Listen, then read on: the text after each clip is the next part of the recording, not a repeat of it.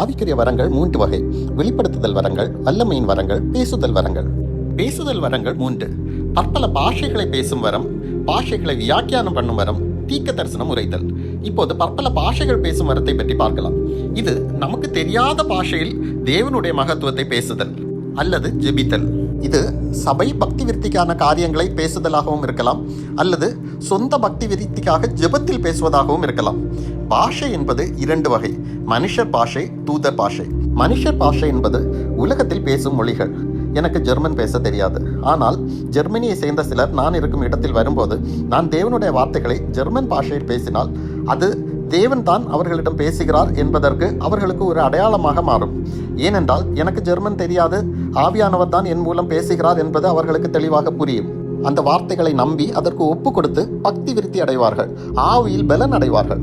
2வது வகை: சபையில் பக்தி விருத்திக்காக சொந்த பாஷையில் நான் பேசினால் இது நான் தான் பேசுகிறேனா அல்லது ஆவியானவர் பேசுகிறாரா என்ற சந்தேகம் விசுவாசிகளுக்கு வரும்.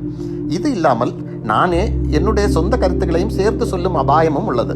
எனவே ஆவியானவர் பரலோக தூதர் பாஷையில் என் மூலம் சபைக்கு பேசுகிறார். சபையில் உள்ள வேறொருவனுக்கு பாஷைகளை வியாக்கியானம் செய்யும் வரத்தை அருளி அவன் மூலம் அர்த்தத்தையும் சொல்ல வைக்கிறார். இதன் மூலம் தேவனுடைய வார்த்தை கலப்படமின்றி தெளிவாக சபையில் பேசப்படுகிறது. வியாக்கியானம் செய்யும் வரம் பெற்ற ஒருவன் அதன் அர்த்தத்தை சொல்ல இல்லாத பட்சத்தில் நாம் சபைக்கு முன் நின்று 15 நிமிடங்கள் பரலோக பாஷையில் பிரசங்கித்தால் யாருக்கும் பிரயோஜனம் இல்லை. எனவே அப்படி செய்யக்கூடாது என்று பவுல் புத்தி சொல்லுகிறார். 3வது, ஆவிக்குரிய உலகில் நமக்கு எதிராக சத்ருவின் சதிகள் நமக்கு புரியாது, ஆனால் ஆவியானவருக்கு அவன் திட்டமிடும் போதே தெரியும். எனவே சத்ரு ஆயுதத்தை உருவாக்கும் முன்பே அதை முறியடிக்க, நம்மை ஆவியில் பலப்படுத்த, சர்வாயுத வர்க்கங்களுடன் நம்மை தயார்படுத்த ஆவியானவர் வாக்கு கடங்கா பெருமூச்சுகளுடன் நமக்காக நம் வாயின் மூலம் ஜெபிக்கிறார். அவர் நமக்கு அறியாத பரலோக பாஷையில் ஜெபிப்பதால் அது நமக்கும் தெரியாது, கூட இருப்பவர்களுக்கும் புரியாது, சாத்தானுக்கும் புரியாது. இந்த கோடட் லாங்குவேஜ் பரலோகம் தான் டீகோட் செய்யும். இப்படி நம் பக்தி விருத்திக்காக அந்நிய பாஷையில் சத்ருவின் திட்டங்களை முறியடிக்க ஜபிக்கும் போது சபையில் எல்லாருக்கும் கேட்க சத்தமிடக்கூடாது. அது தனக்கும் தேவனுக்கும் கேட்கும்படி அமைதலாக ஜெபித்தால் போதும். இதை பவுல் தெளிவாக குறிப்பிட்டுள்ளார். அந்நிய பாஷையில் பேசினால்தான் அபிஷேகம் பெற்றவர்கள் என்று கிடையாது.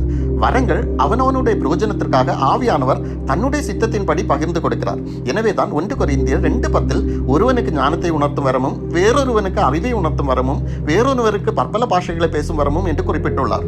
எல்லா வரமும் எல்லாருக்கும் வேண்டும் என்பது நம் விருப்பம். ஆனால் ஆவியானவர் அவனவனுடைய அழைப்புக்கேற்ப கொடுக்கிறார். எனவே தான் பவுல் எல்லாரும் பற்பல பாஷைகளை பேசுகிறார்களா, எல்லாரும் தீர்க்க தரிசனம் உரைக்கிறார்களா என்று கேள்வி எழுப்புகிறார். அந்நிய பாஷையில் பேசும்போது வியாக்கியான வரமும் கூடமே இருந்தால் பவுலை போல ஆவியோடும் ஜெபிக்கலாம், அதே சமயம் அதை புரிந்து கொண்டு கருத்தோடும் ஜெபிக்கலாம். எனவே 2 வரங்களையும் சேர்த்து பெற்றுக்கொள்ள நாடுங்கள். ஆமேன்.